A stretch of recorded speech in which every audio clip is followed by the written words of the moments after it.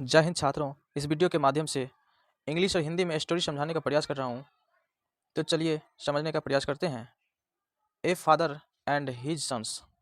Story का नाम है a father and his sons. एक पिता और उनके बेटे। A father had 4 sons. A father had 4 sons. He loved them very much. एक पिता के 4 बेटे थे। वह उससे बहुत प्यार करता था। दे always used to help one another in trouble. वे सदैव मुसीबत में एक दूसरे की मदद करते थे। When he was lying on the bed of death. जब वह मृत्यु शैया पर लेटे हुए थे। मृत्यु को जो शैया होता है, बेड होता है, उस पर जब लेटे हुए थे तो उन्होंने अपने सभी पुत्रों को अपने पास बुलाया। He called all his sons beside him and asked each of them to take a stick.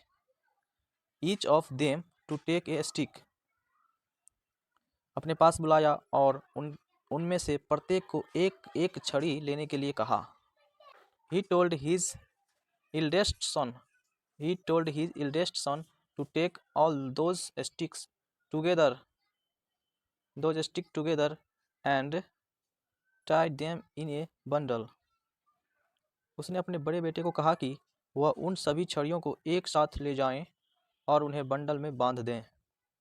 After that, he told them to break it.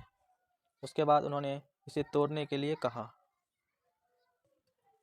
Consequently, all his sons tried, but they were unsuccessful to break the bundle of stick.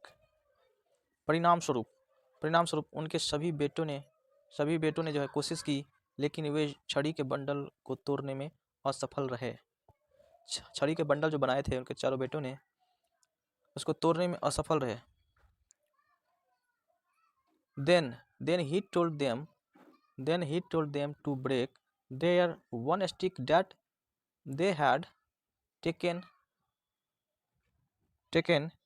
individually. They tried again and became successful to do so. They tried again and became successful to do so. उन्होंने फिर कोशिश की और ऐसा करने में सफल हो गए। उनके बेटे जो थे वो जब छड़ी को अलग अलग किया, जो छड़ी उन्होंने एक एक करके लाए थे उनको जो है एक एक करके उनके बेटों ने तोड़ दिया, सफल हो गए। छड़ी को तोड़ने में जो है सफल हो गए। As a result, his father told them that when the stick were in the form of a bundle. परिणाम स्वरूप उनके पिता ने कहा कि जब छड़ी बंडल के रूप में होती है, no one could break it, and when the sticks were not in the form of a bundle, everyone break it. इसका मतलब यह हुआ कि जब छड़ी बंडल के रूप में होती थी तो उन्हें कोई नहीं तोड़ सकता था, और जब छड़ियाँ बंडल के रूप में नहीं होती थी तो सभी लोग उन्हें तोड़ देते थे। सभी जो है एक एक करके तोड़ देते थे। Then all his sons started smiling and understood the feelings of their father. तभी उनके सभी बेटे मुस्कुराने लगे और उसके पिता की भावनाओं को समझ गए। Then all his sons started smiling and understood the feelings of their father. तभी उनके सभी बेटे मुस्कुराने लगे और उनके पिता की भावनाओं को समझ गए। उनके पिताजी जो कहना चाहते थे वो समझ गए उनके जो बेटे थे। The story teaches us that unity has strength and we should always be in unity.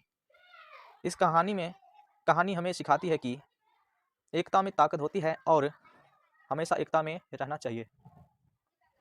ये कहानी हमें सिखाती है कि एकता में जो है ताकत होती है और एकता में रहना चाहिए।